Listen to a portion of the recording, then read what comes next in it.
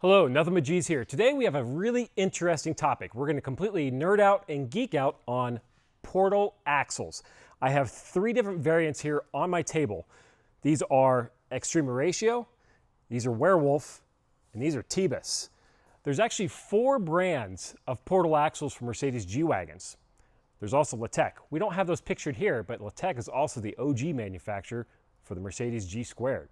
But I have 3 here at my disposal, so I figured let's dive into what is a portal axle, what makes them so special, why you would want this on your G-Wagon, and what's inside, because we all want to see the innards of what these are. So let's get into it. Today, we have 3 manufacturers, like I said. Extreme Ratio, this is actually derived from Italy. This is an Italian brand, and I've dealt with these a couple times. The manufacturing quality of these is generally pretty high. This one is a Werewolf portal. This is out of the Ukraine, and it's a little different. It's similar to the construction of the Tebus portal. Fun stuff. So let's see what it is on the inside. But before we do that, the sole function of a portal axle or a portal box on the end of an axle is to act as a gear reduction hub to increase ground clearance without having to modify suspension geometry or steering geometry. That's the magic of this. By bolting this on the outside of your axle, you gain ground clearance, the ability to run a bigger wheel and tire without changing the factory geometry. Let that sink in for a minute. I know we always talk about doing suspension upgrades, wheels and tires, shocks, springs, etc. For all intents and purposes, you can leave all that alone, and by putting one of these on there, will allow you to run 35-inch tires or 37-inch tires or up to 38-inch tires, depending on what combination you go with. And you can leave the rest of your suspension original. The advantage of that is it allows the truck to retain its factory handling characteristics. Not a bad thing. They can always be improved upon a little bit, but by and large, you're not changing suspension geometry, you're not changing drive shaft angles, you're not changing panner bars or steering rod angles. It's all the same. So that's the beauty of this. And you gain an absolute monstrous amount of ground clearance because by stepping the axle up with a geared hub, you bring the whole center of the gravity up and the axle up so you can pass over large obstacles. Fun. Okay, now let's take them apart and see what we got. I pulled the bolts out of all of these so we can pull them apart and see what's inside.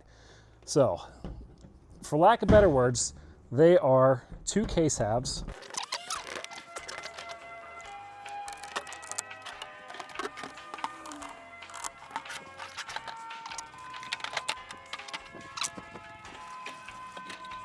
Whew, that's a lot.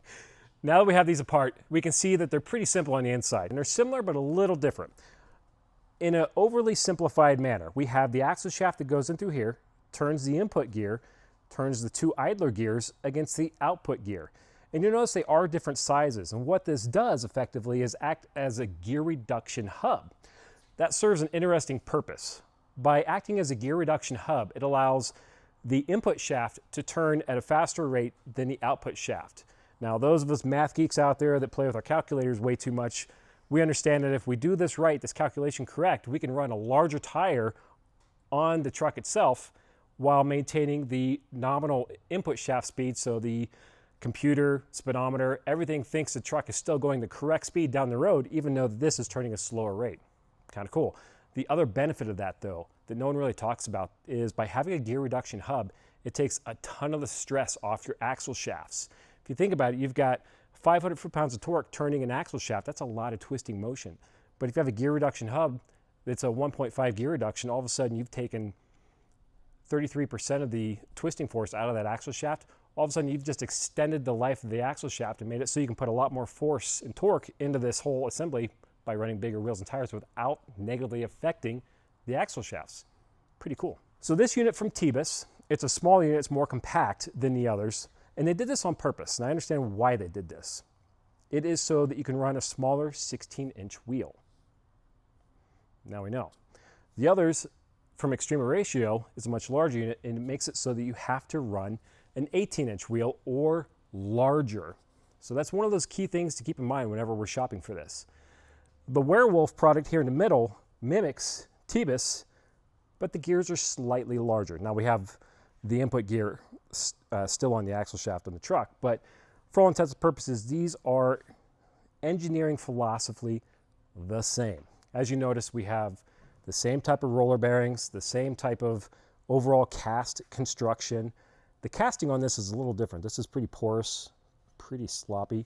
This one is a little tighter. They've actually taken the time to machine the entire case, and it looks like they put just a bit more precision into this, so much so that we actually have two sealing surfaces on this. So I do actually like this. This one only has one sealing surface, so buyer beware, just so you know. Now, each one of these has a slightly different gear ratio, input versus output, so they're all designed to run around slightly different tires. And I think they range from 1.3 to 1.27, somewhere in there. The interesting though is extremer ratio. Theirs are a lot different. First off, I will say their casting and their machine work is top notch. They've taken time to engineer this correctly, and their bearings are a lot different than the other two. These are simple roller bearings. They're precise, they're good, whereas this is a double taper roller. This actually is designed to be compressed with a little bit of preload and offer a bit of compression on there. Now, the key difference in this is a helical cut gear.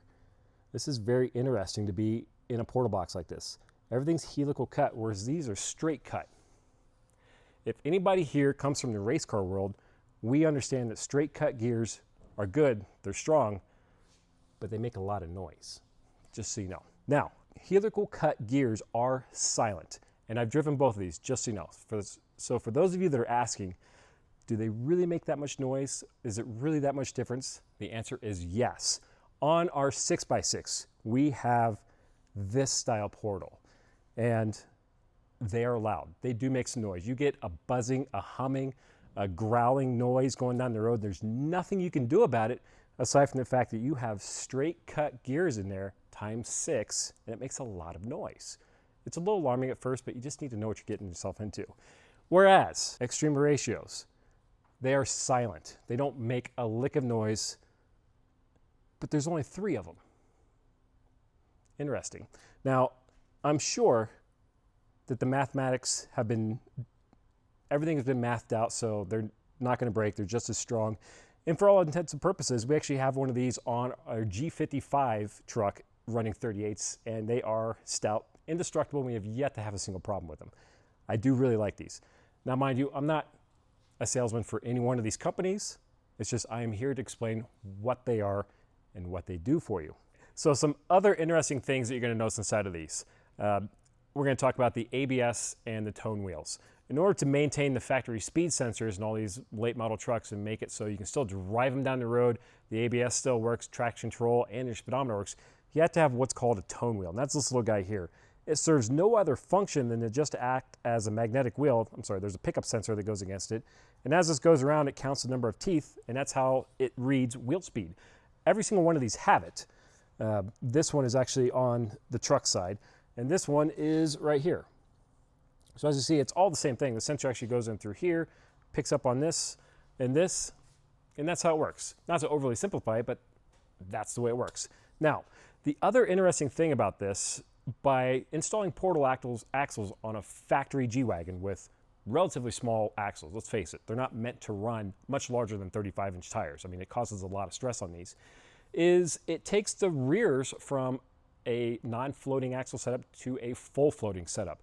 For those of you not familiar with what that is, we'll put a little diagram so we can see what that is, and Blake, my videographer, is really good at that kind of stuff. A non-floating rear axle uses the axle shaft as the bearing surface, so it supports the vehicle and it's responsible for turning, so it's got 2 loads going on it. Whereas a full floating axle, the axle shaft's sole purpose is simply to twist. There's no other loads, no other lateral loads, it's simply a twisting motion. So inherently, by taking all those extraneous forces out of the equation, it's much stronger. So that's why we do this. Now, here's the million-dollar question. If you want portal axles on your truck, what does it involve? And is it right for you? You have to ask yourself, are you routinely going through large amounts of snow? Do you want to have something really special that nobody else has? And are you someone that is on the verge of breaking axles or have broken an axle in the past and want something that's a little bit more robust for your next adventure? Or if you want to show up everybody at Easter Jeep Safari with your badass rig and portals, this is for you. Now, these are not for the faint of heart financially. They are expensive, and largely that's due to the fact that every single one of these has to come from the other side of the pond. And given where we are in this day and age in fourth quarter of 2025, tariffs are the name of the game here. So even though each one of these manufacturers put a price on there, you have to be prepared that there's going to be an increase on that end price due to tariffs. So that's one thing to keep in the back of your mind. Installation on these, that's another interesting thing, because the installation is never as straightforward as just installing a portal box. There's always other supporting mods that have to go with it, mainly being brake lines. You're going to want to upgrade your shock absorbers, usually springs, and it's not because you're trying to lift the truck, but let's face it, there's a lot of unsprung weight here, and the factory suspenders are just not up to the task. And that goes into weight. These things are heavy. The cheapest ones are by far the lightest. I mean, you could pick these up. It's not terribly heavy. Our Home Depot table doesn't complain too much with them. And this setup right here probably weighs in the ballpark of 65 pounds. The Werewolf units are similar. They're a couple pounds more, just by the sheer fact that they're a little larger, but their casting is a little bit weird, so I'm not quite sure what's in here. We're having some issues with those currently. But they are substantially heavier, so that means you're going to have unsprung weight, added unsprung weight to either end of the axle that you need to compensate for. The Extrema Ratio ones are by far the heaviest. This whole setup here, I struggle picking it up, and it's probably in the ballpark of 120 to 150 pounds for one of these, and this is actually one of the front corners. So know that going into it. And if you're going to put any one of these on your truck, that means at a minimum, you're going to want to upgrade to at least King 2.5-inch remote reservoir shocks just to control the sheer amount of mass that you have going on. So again, installation is never as straightforward as just installing a portal box. You've got supporting mods. Now, back to the original question, are these right for you? If you're not going to take the truck off-road, but you want something that no one else has, yes, these are right for you. If you are taking your truck off-road and you want to have the ultimate and not have to worry about breaking an axle shaft, these are right for you. This is the next step before you end up replacing everything with really crazy custom-built stuff.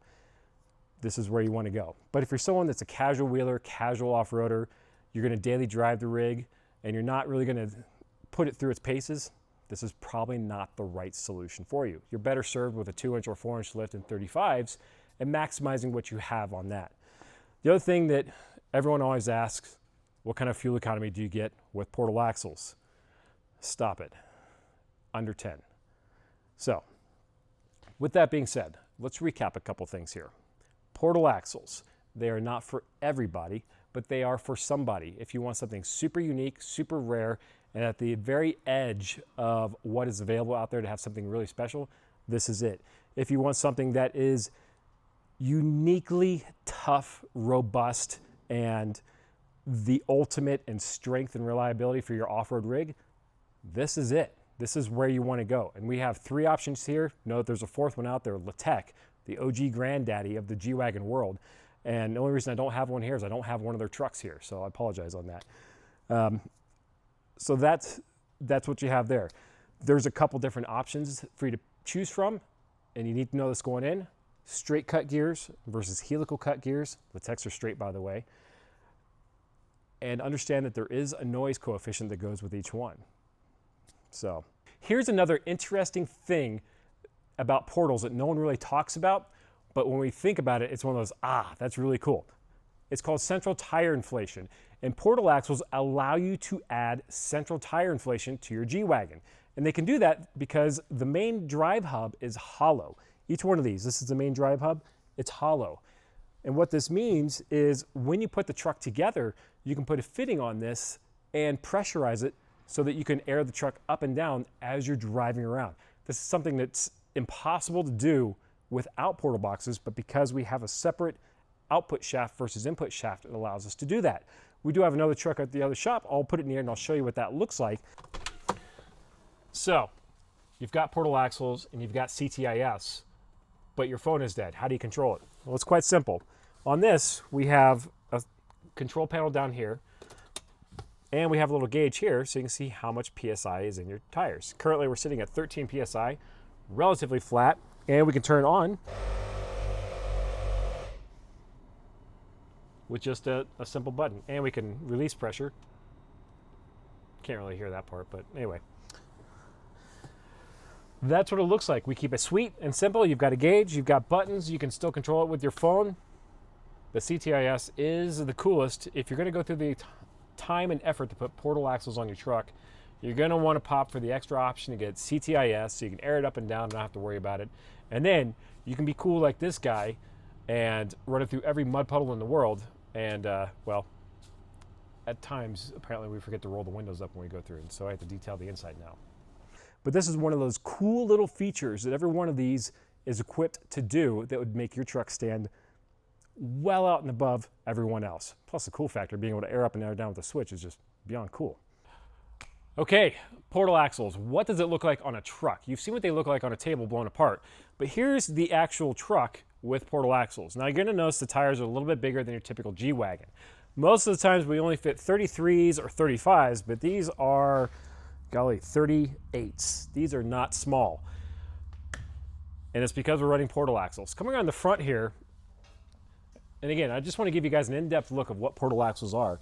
You're going to notice that there's a lot going on here. We've got the axle, we've got the swivel ball, which is replaced by the portal, and then you've got the geared hub, and then the center line of the wheel is much lower than the actual axle. So this means you actually get additional ground clearance, not just from the wheel and tire, but from the actual portal box itself. So I want to show you what this looks like on the truck. On the table, we had 3 different styles of portal boxes. We had T-Bus, Werewolf, and Extrema Ratio. On this truck, we have Extrema Ratio. This is the Italian brand that has bevel cut gears, and for lack of better words, these are silent going down the road. Now the tires definitely make up for that silence. I mean, this creates all the noise.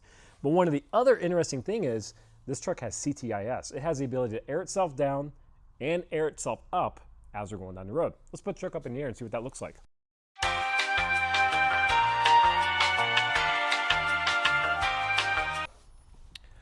Okay, now up in the air, it's a little bit different.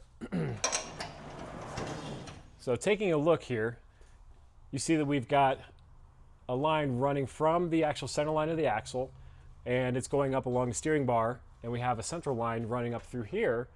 And yes, this is all flexible, and no, this is not somebody's kit. This is something that we made in-house. So if you want us to sell you this kit, it doesn't exist. We can probably make one for you though. But anyway, what we're running here is the blue stuff. It's actually made by AeroQuip. This is stuff for aircraft hoses. It's rated for 300 degrees and 300 PSI, and it's heat and abrasion resistant and all that good stuff. And what we did here is, well, first off, we didn't wash the truck very well, for starters. But what we did here is we have ARB compressors. We have 2 of them. These are the ARB twin air compressors that we link together and have that as our compressor. We also run their, oh man, what's it called? Their inflate and deflate system is Bluetooth controlled. I'll put a link to it so you guys can see it. Anyway, it's pretty slick. You can have it on your phone. But the nice part is, in having a setup like this that's Bluetooth controlled, we can remotely raise and lower the air pressure in the tires without actually getting out and touching anything. Also, we have it wired into a hard panel inside the dash. I'll lower it down and show you, where if you don't have your phone or your phone's dead, you can just hit the button and it can also go up and down. And we have a gauge there too. So that's one of those cool things that when you roll up to Jeep Jamboree and want to show up everybody, you just hit your button, air up and air down, and it makes all the difference in the world. Now, the back of the truck, obviously this has seen some wear and abuse. And I would say this particular truck is a great example of why you would want portal axles. For starters, it's a 2005 G55. It's loud, it's supercharged, it's 500 horsepower, it makes all the noise. It does not have all the extra coolers up front, so it has a lot of ground clearance. So that's starters.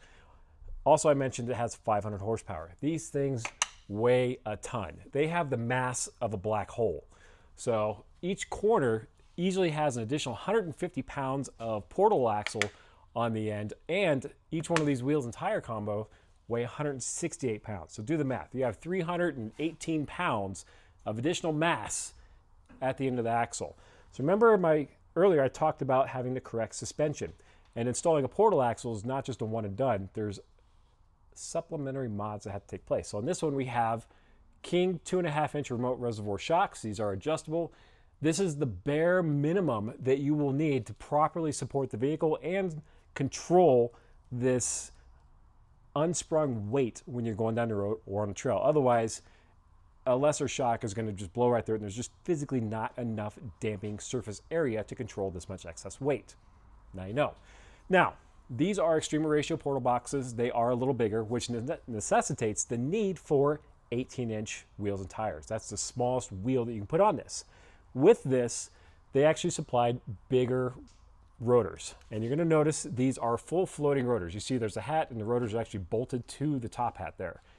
Now again, it looks really dirty and muddy, but they are substantially larger. On the front, if you come up here, these are actually running larger Brembo calipers up front with larger 380 millimeter rotors. Oh, there's something huge.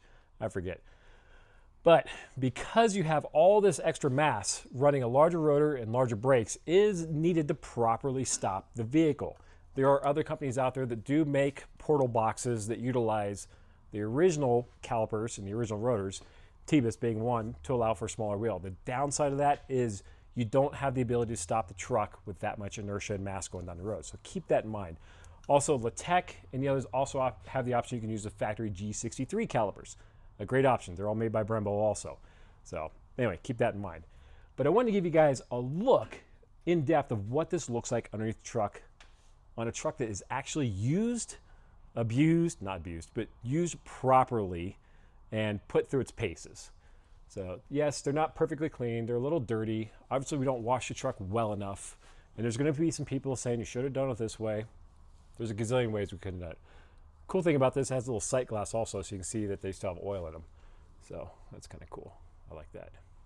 So initially we put this truck together also with hard lines for the CTIS, mixed with soft lines. We switched everything over to soft line, and we did that for one specific reason, is for serviceability. If you're ever out somewhere and you do rupture a line or you tear one or you break it, we send you with a little bit extra and some clamps, and you can fix it on the trail. There's no need to make anything unobtainium so that it leaves you stranded. So that's why we kept it simple. So anyway, this is what a portal axle truck looks like underneath.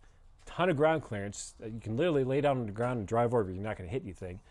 And if this is something you're considering, get in touch with us, because we know the ins and outs and all the little idiosyncrasies that go on with the different portals that go on different trucks.